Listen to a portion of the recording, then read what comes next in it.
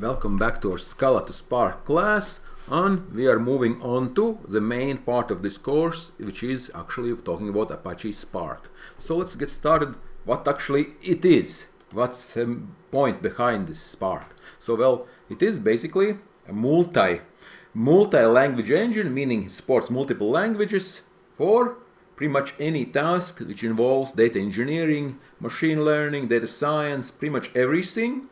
Well, again, it could be run on a single machine and also supports operating over multiple machines. So it's basically kind of say a Swedish all-you-can-eat buffet, basically everything in one big package, right? So actually you can it's a little bit modular. You can actually separate some of these parts depending what you need. You don't have to eat everything at once, right? So again, we write commands, write our code, and we perform our data processing tasks. Pretty much it supports a wide variety of formats, of technologies, pretty much reaches pretty much everywhere. It's probably the largest one, again most popular one, still quite significant. And it actually is written in Scala, right? Again, theoretically it's not really that important. It could be written in some other language, but the fact it's written in Scala leads to the fact that writing Scala code to access it, it's where it all started, right?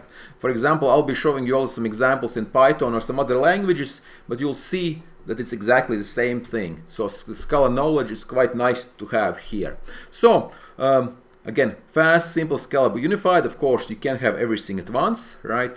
So idea is you can do your SQL analytics, perform data science, machine learning, pretty much everything in one big package.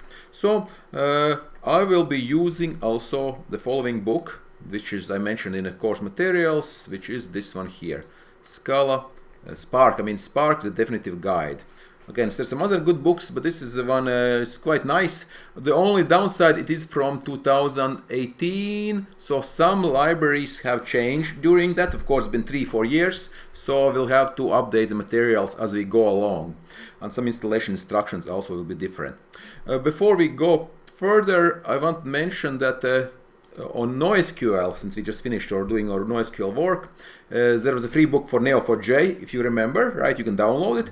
Also, if you ever need to work with Cassandra, there is a quite nice, again, O'Reilly book, sponsored by DataStax, one of the the major companies behind Cassandra. You can download it free. You just have to enter your email, right? And basically you'll get the free ebook, right? Of course, they want you to install it on their servers, right? They offer their hosting solutions, but again, there's no obligation. So it's quite nice way of. The book is quite good. Again, if you ever need to work with Cassandra, so that link is available in the pros mind here, right? The full link here actually is the link, right? Okay, but we are moving on. We are moving on to our day 17, on to Apache Spark. Again, so I'll be using the book, right? And I'll make it a little bit bigger, right? So again, it's a standard basically. If it's involved with some sort of data processing, it's huge tool set. So it's been growing actually. It used to be, again, as most of these technologies, used to be relatively low level, but as the needs grew, it's added more and more high level components. What does it mean? Meaning high level components means higher abstraction. You don't see the bits. You don't see all the dirty work going underneath. So you move on from this level on to mostly working within this level, basically, right? So again, whole thing mostly usually used with something called data frames, right? Which is basically tables, basically. Again, some extra features, but so something which we are all familiar with. So quite relatively, quite. I wouldn't say easy to get started, but it's familiar territory. Again, that's why we've been talking about SQL, of course, right? We've been doing some other things involving tabular data, so it all ties together. So let's talk about the philosophy of this, right? So philosophy is basically it's a unified computing engine, right? So meaning, what does it mean unified? Because again, you might want to get data from an SQL database, maybe NoSQL database, couple ones, combine it, maybe merge, maybe filter something, right, which is completely normal workflow, right?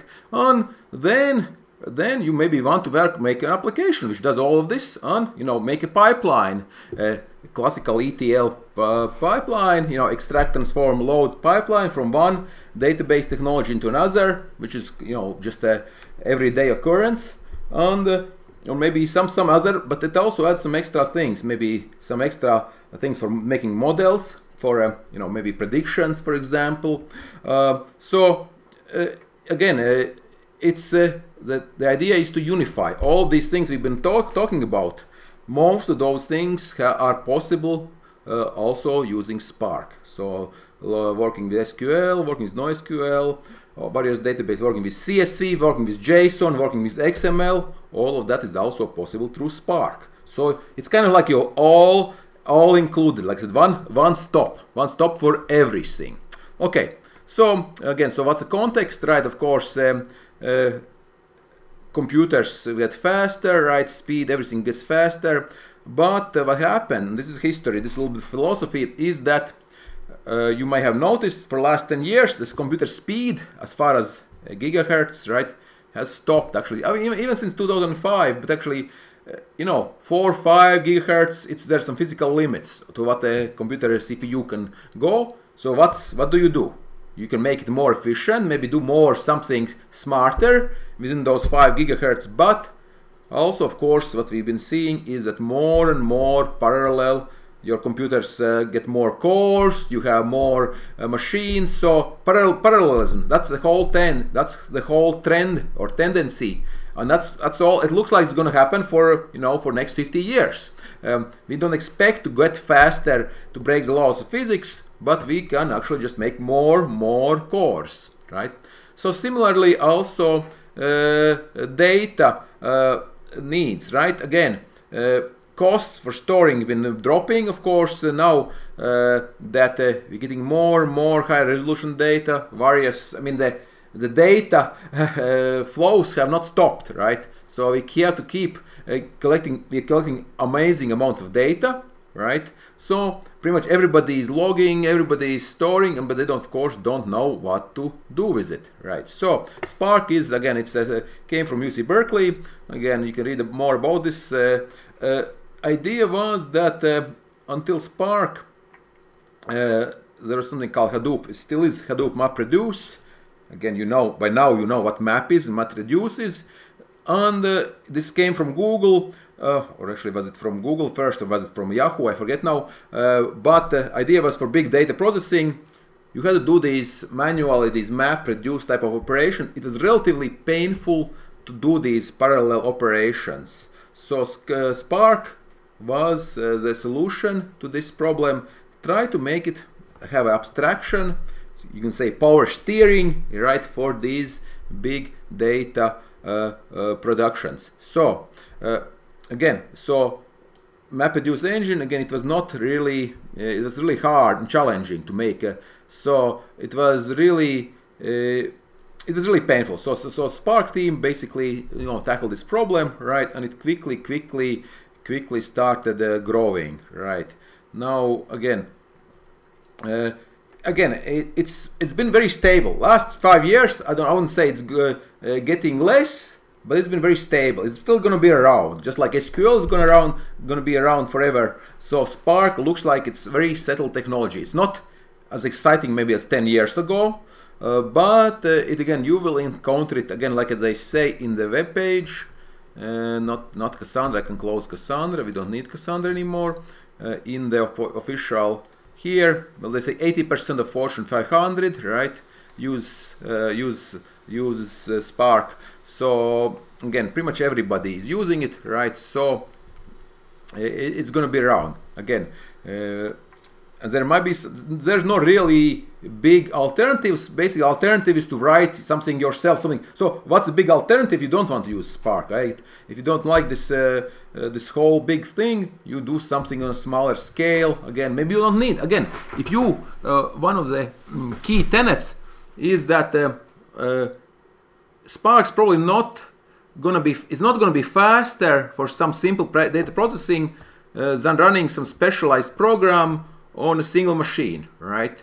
It only becomes really useful for big data processing if you have it running over 100 machines. Again, if you're running over 3 machines, it's not gonna be much faster. But again, sometimes you don't need the fastest thing. You just need if it's fast enough, right? But you have a unified engine. That's already is already a good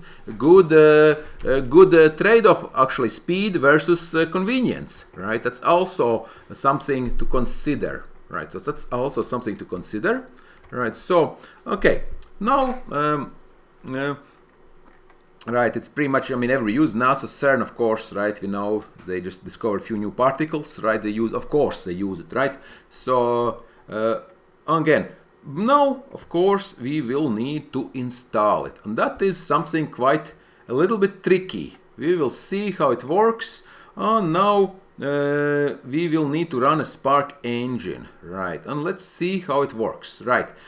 So engine is what makes, it's written in Scala, but again, it's a library. You can think of as driver, but it's actually an engine, right? Which processes these commands. So it's on top of what we already know, right? We know some Scala, we know some SQL, we know some NoSQL commands, but Spark commands will, when we'll be working with Scala code, but so it will be all familiar territory, but it will come with its own language, with its own idioms. So there's a couple of ways of doing it. We can download Spark locally. By the way, yeah, we could download Spark locally, right? So this is the official page. Like it's again under Apache, right? And there's actually quite new package. Yeah, you can download this, but we will see. And again, there's one thing. Notice something here. For a long time, Spark was built for Scala 2.12, not 2.13. So this might be a slightly, again, the newest versions provide also for 2.13. So we've been working with Scala 2.13. Again, I would love to continue working with Scala 2.13 because there's some nice couple things, right? Some small changes. But you can always go back to 2.12. So this is one of those technical things, like the version compatibilities, right? Scala actually moved to 3, but again, it's really Spark. So these newer versions, Spark 3.2 and 0 and higher, right? They support 2.13. So we will try before, right? My work has been again previously for most previous years. It's been with 2.12 version. So this is slight, we will need to be a little bit careful. So let me see how it worked before, and let's get started with installation. So we're recording, right? So again, we could also run it locally just as an engine, as long as you have Java running. Of course, we all do right now, right? We could do it. So there's some other things something about Hadoop, right? This is a distributed storage system, right? So you could connect your Spark version on a Hadoop cluster, right? That's also a possibility, but again, it's not needed, right? Like we can also build it from, right? But for now, we will use SBT, and it worked before. So let's see how it does, how we do it now. So to make things simple, I'm going to have to start a new project. Again, we could use existing project, but it is easier because this is such a big technology, is to use a separate project basically. So, okay, I'll close. This is old one. This is the old one. We don't need this one anymore. Close. So I will open project. Let me open a previous one as a let me see here. Idea projects. Here we go. Scala to Spark. Scala 0 to Spark. Let's see what we want. Spark. This one. I think this one here. Let's try this one. Yeah, trust project on this window. And we'll see how it worked before. This will be our backup plan if things do not work out. Again, this is going to be a little bit experimental, moving on to 2.13, and again we're building a project. we will need to also make a new project as well. So this will be the ideal world. Otherwise, we will need to deal also with system environment variables. Again, some technical setup issues. So let's talk about while we are downloading it, right? We can launch Scala console, right? We can do shell, right? So there's also GitHub for this project as well. So we will start with that in a moment. Okay, it's indexing quite a while. Let's see how well it works. Scala Spark, and I will, well, it's download. It's taking a while to index. Okay, so it will take a while. That's one of the downsides of IntelliJ. To get all the cool suggestions, IntelliJ takes time to index all the jars, all of the. If you're opening project that you have not opened in a while, right? You have to index again. Now you know what indexing is, right? Just like again a similar thing as we work with SQL, right? You make basically shortcuts, right, to things you want to do, basically, right? So you don't have to look. You don't have to look for it, right? That's how also indexing works in development, right? For development tools, right? It indexes things, which it expects we will need. So it doesn't have to do it, search for it later on. So like if you need some library, you need some method in your project, right? It indexes all the methods, indexes all the classes, all the variables, so you can quickly find them again. So they say you can do pre-built shared indexes. Again, you can do this. There's some optimizations, but looks like we should be done. I think we're done. Okay, right. So this is good. Let's look at our SBT. So build SBT. This is 212, right? So I will try to live dangerously. I will see if we can do it on 213. This will be a slight challenge. So I'll make a new project. So new project, right? Okay, it's SBT, of course, Scala, right? New project. Next.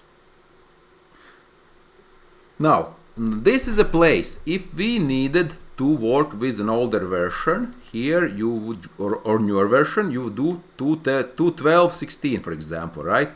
Again, we might have to go back to this, but I will try to stick with 2.13, and we'll call this project Scala and Spark 22 summer 22, right? Scala Spark summer Spark 22. Okay, great name, right? Okay, so and let's see if we can finish this, right? SBT download sources looks okay. And 11, by the way, they mentioned they're not supporting 8 anymore, right? If you, so 8 is out, 11 is good, right? You can also move to 17, so finish. And okay, new window. Okay, takes a while to set up, of course, right? We'll also want to add this to GitHub, right? Again, this will be something to do for the it take a while. And again, while it's loading, let's take a look what we are gonna do add to repository. Again, refresher. We will do our Scala, right? So what are we gonna do to git ignore? So git ignore, what are we ignoring it? Yeah, so I will ignore classes, target, project target. This is things I'm gonna ignore. So just project and source. So what was in the project? What was it? So I will leave project. So these plugins SBT build properties, these will be staying, I guess. So yes, SBT version. Okay, so we'll leave that in. Okay. So put it on source, we'll commit, right on. So Scala Spark Summer. And I will make a main, right? Scala. And new, let's make a new package. We could do a package, by the way, right? Because I'll be using using my my namespace, right? So I'll do package. Again, it's not necessary, of course, but again, it's good, you know, for avoid any namespace problems. I'll do package, and my package name, of course, is valrcs com github valrcs, right? So com github valrcs, right? So that's my package name. Okay, and that's where I'm going to make my class, right? So Scala class object. So we'll do day 17 checking, right? Hello, day 17, hello, right? very boring, but let's test, right? Hello, check. I'll call it a validness check, project check. I'll call something like this. Of course, it's just hello world, right? Extends app, right? And print line checking. I'm checking project validity. Okay, now let's run it.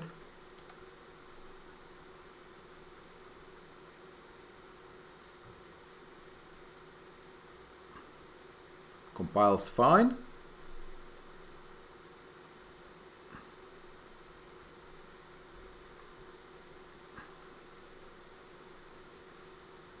Okay, fine, excellent. Okay, so no problems, no technical problems whatsoever. That's good to know, right? Package, everything is great. But of course, we will need to install a build SBT. So we have nothing here, right? We have nothing here. Do 13 settings. Okay, now we go to our friend Maven repository. And we will need what? Two things. We will need Spark core, right? Spark core. Let's check Spark core. Okay, let's check June 22. Okay, so we'll get right. You see, there's two versions, so that's good. You notice here, like most of my works has involved versions, basically all these versions here, right? Working on these older versions. So this is a new version, June, right? So a little bit again, as part of the job is you need to evaluate these new versions. Again, looks like it's quite heavy usage. Of course, older versions get more usage. Again, it's quite heavily used. So I will take a look at this version, right? Vulnerability. Okay, it mentions, by the way, that again, it's still, this problem is still around. There are some vulnerabilities. It's not how severe is it, right? There is some bug with what? With some there is some Guava that has nothing to do with Spark itself, right? Something for Android is not good, right? Java 7, we don't use Java 7, so there is a little vulnerability if you are using this, but we won't use it, right? So what's second vulnerability? You need to check, right? Again, Google Guava again. So don't, again, this is a denial of service attack, right? Again, good to know, right? But not something we will need to worry too much right now. But again, something to keep in mind. If something there's some mention, right? You need to pay attention. So Spark core. The only thing that I'm a little bit worried is, of course, 3.30, right? So that will be interesting, right? Will it work? Will everything work? We'll see. If not, we will go back to older projects, right? So what is it? It's a jar on a POM. So let's see. So I will add it, right? Library dependencies, okay. And let's do also Spark SQL. Let's see what's the story with that. Spark SQL on 1.773 usages, right? So yeah, again, it's also used in June 15th. So let's see if it goes well together. Again, looks like yes, okay, same time. So we can try it. Again, I'm thinking, of course, this 3.21 might be slightly safer, right? Because, of course, maybe 3.3 too fresh, right? So maybe we'll move back to 3.21, 3.22, because it's actually July, right? So this fixed some bugs, right? So that would be like, notice how it keeps going. So 3.22, right? 3.21 is often used. The January version, right? So the issues, any issues here will be much better known than this 3.30. Okay, well, again, if not, we can always go back. If there's any problems, we'll go back, we'll downgrade to some older versions.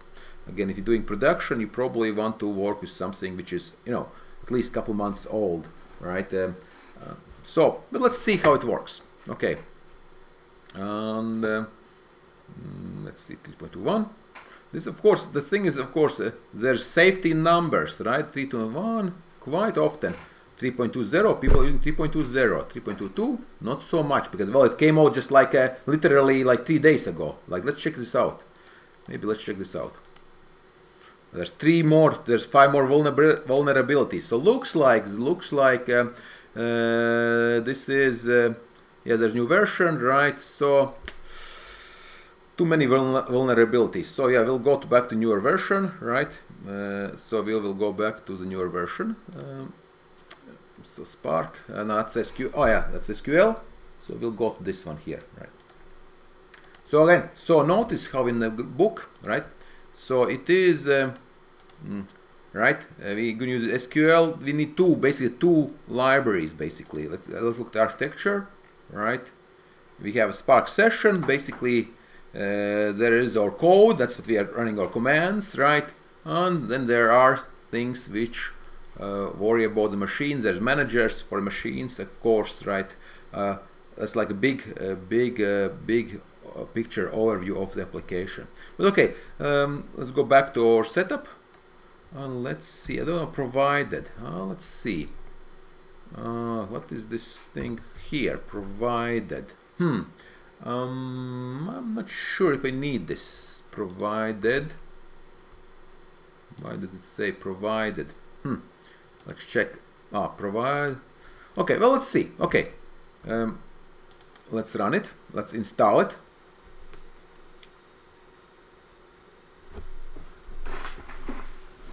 It's building it. Should take a few minutes.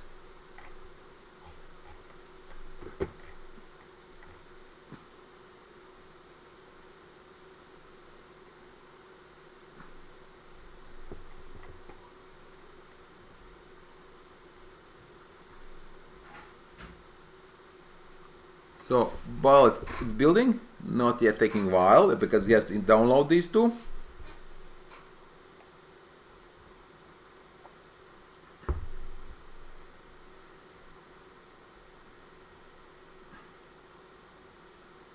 Maybe my internet is not working. No, it's working fine. Maybe it doesn't like this part here. Maybe. No, let's say.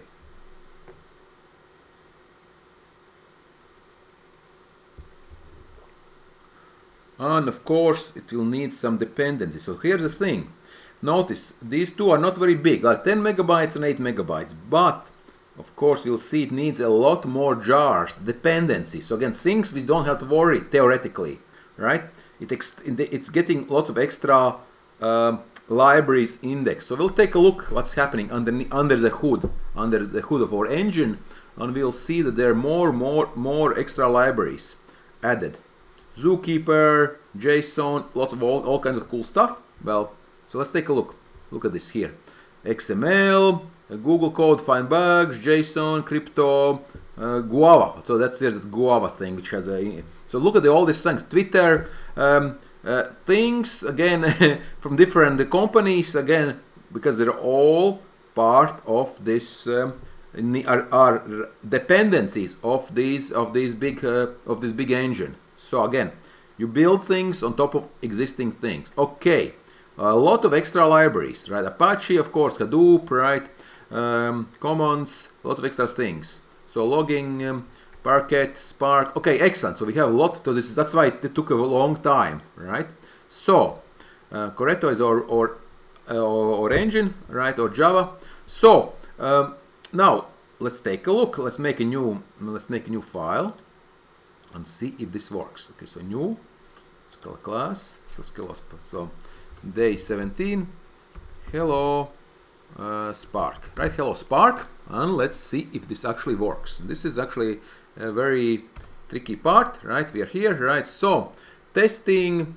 Let's check our Java version. Let's see what Java version is. Testing Scala version will be. Let's see, and something like utilities, properties. I believe it's properties. Yeah. If you ever need to check your Java version, or Scala version, sorry, you can do it like this, right? It should be 2.13, right?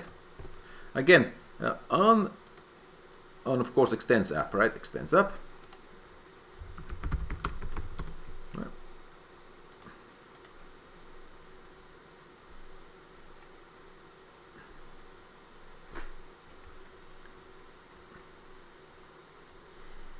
Okay, so Scala versions 2.13.8. Okay, that's good. But let's see if we can make a Spark session. So val Spark session. No, I'll take Spark. I'll call it Spark or session Spark. Also session sometimes called Spark session. Yes, and builder. Right. Okay, we're gonna import it. Right. Okay, that's from here. App name. Testing. Test. This again, of course, not really matter. Master local. This means we are not connecting to any clusters, any cloud things. We're doing locally. Get or create. Okay, so we are trying to make a session. And now we'll say also session is a common name for this object. Right. Spark object. And again, so basically we session builder. We build a session and we get or create, right? So either we have it or we create a new one. So let's say now the big question, will this work? This is our hello world moment. And if this works, then we are basically, the rest of the course will go quite splendidly. If not, well, we'll just take a little extra time. So let's take a look at Spark version. Spark on version, right? Version. Okay. This looks all good, right? But we'll see if this is enough. Right. Now, okay. Test, local, okay. And let's see if this works. If not, nope. Okay. Something did not work. Unable to initialize the main class. Hello Spark. There's some naming contact perhaps. Right, so did not work. So it looks like we'll need to install, will we need to install Spark or will we need to install a separate Spark engine? Let's take a look. I thought it installed this, maybe not. Let's take a look. Right, so let's take a look at this error. I think this means because we need to install one more thing. Right, context. Yeah. Provided again. Okay, IntelliJ. Yeah, I think we need to get rid of this provide. I think that's what's causing problems. Yeah, I think so too. I don't know why this provide is. I'm gonna Control D. I'm gonna get rid of this, right? So this might be the problem. We might need to restart it. I am somebody who has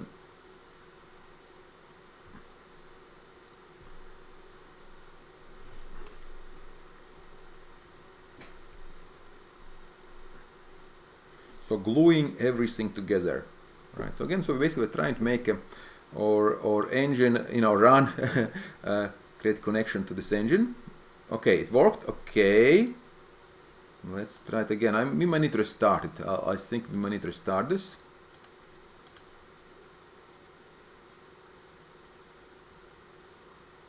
Wow, Scala version on.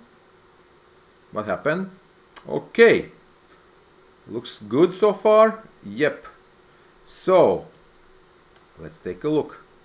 Session started on Spark version 3.3. All right, we are in business. Look at all this stuff. Right, so this is all warning. No map output tracker. Looks like there's a caching. Passion safe platform. Warnings. There's some operation is. Some environment, some tracking, so some logging is going on. So log for JProfile again. This is since everything's using logging, there is something. Let's see here. Warning: illegal reflexive access operation. Nothing, not a deal breaker, but there is apparently some unsafe. They're saying this might be a bug actually in their platform because 3.30, right? So possibly there is some, again, looks like something long integer, looks like some sort of the data, not the right access, right? Maybe it's permission issue, users will update. Yeah, this certainly looks like a access issue, perhaps, right? But nothing too crucial for us, right? So memory 4 gigabytes. They're using it for us to create a random, right? On stop Spark. There's also here there's also a web connection. You can keep looking when your Spark jobs are running. You can also have a web interface to these jobs, right? Something here, right? So let's take a look what else. And we shut down. So what we've done is we started the engine, right? And since we stopped, right, we can actually stop here also, right? We can, I think, shut down. I think close. Yeah, close is also a possibility. If you need to, you can stop it manually. Yeah. Right. Stop. Right. Or close. Or close if you want to stop the Spark engine before the program stops running, right? So it shut down by itself. Again, everything looked like everything. I mean, 95% of things work fine. There's a lot of options you can modify, but the good news is we don't have to. Looks like this 3.30 version. Well, seems to work okay. And then later on we will see about getting some data out. Okay, so that's basically it for our first part. So setup shouldn't be too hard for you, right? Yeah. So let's add all of this to the Git, right? So I will want to build a project here, external libraries. I'll want to add a new file, git ignore, right? And let me see here, right? And project, we don't want project. What's here? Right, target. No, we don't want that. So I'll create one here, new file. I'll call it git ignore. Yep. Right, and I will copy the things that you have in our Scala to Spark 22 right here, right? So theoretically, we could have stopped going to build properties. What's here? Let's check. Yeah, this is not really needed, right? It's not crucial. So I'll copy these. Right, it knows these are maps. Nice. Classes, target. Well, I think all of target. I think project target, null, idea. We keep idea. And BSP, we don't need that. I think. Right, and I'll also. So we'll only add source, main, or source, all of that. Git ignore and build. And so. Is there anything else we are adding here? Source and project. So to build properties and plugins. Well, again, not really crucial actually, I don't think.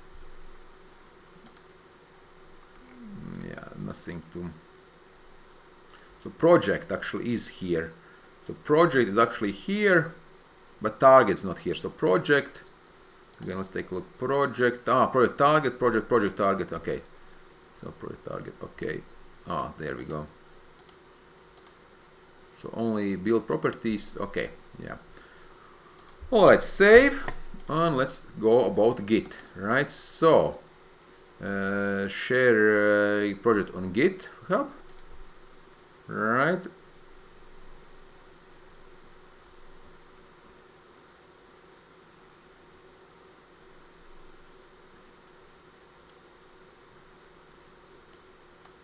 Okay, yeah, okay. My account, it's not loading up. Maybe there is login somewhere. Okay.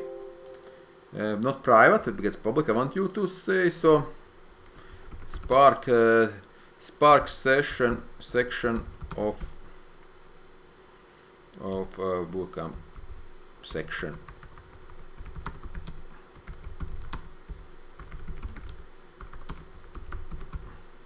Yeah, okay, something like this. Okay, share.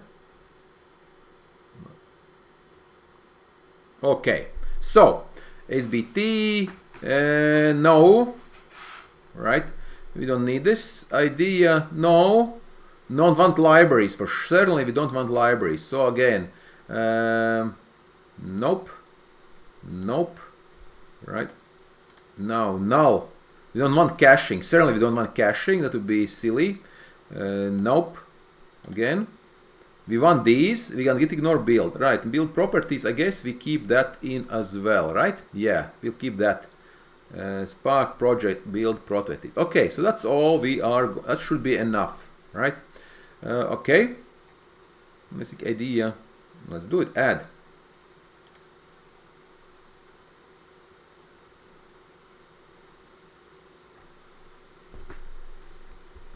Okay. Do we have anything else? We'll see.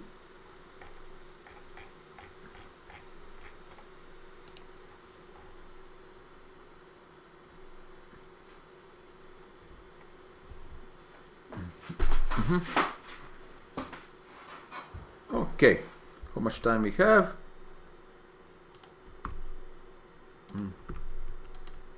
Okay, I think that should be, well, let's see if we can, since we are being, let's live dangerously, let's make some numbers, right? Well, do my range, right? Let's do something like this. So this will be what? Spark, range, let's do 100, right? On to df. What does do? Number, right? So this creates data frame, right? A number, column, single column, right? Collection of data to generate data frame. This column's renamed. So single. So create a single column data frame, right? You know, table. Think of a table, right? Okay. We can do things like divisible by say by I don't know 5 or 4. It doesn't matter, right? Divided by 5 equals what? My range, right? And my range where, right? Number divided by 5 equals, notice how single equality, right? So similar, so notice, so similarities with SQL on the regular Scala, right? So, and of course now we can show it, right? Divisible by 5, show, right? This is the method. Let's show, you know, 10, right? Show first 10 rows, right? So something like that. So it'll be 5. Let's take a look. I think 0 also will be included. Let's see if this works. Again. Right.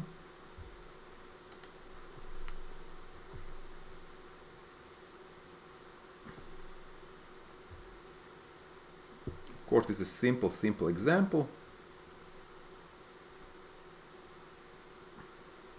You can also turn off this. Let's see if it works.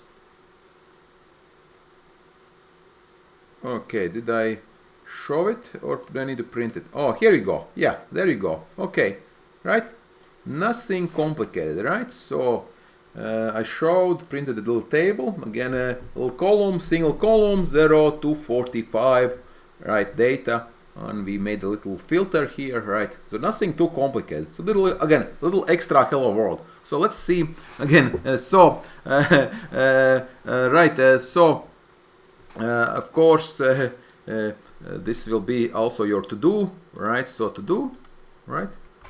Right, to do, print, create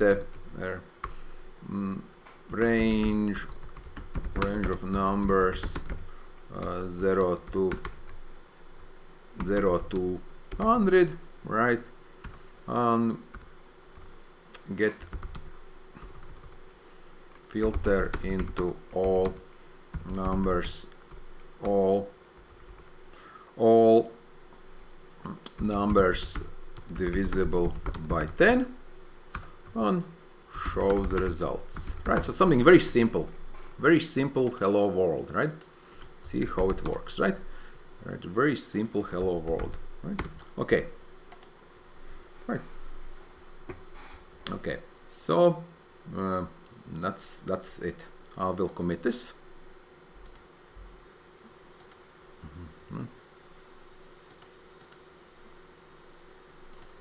Day 17 exercise.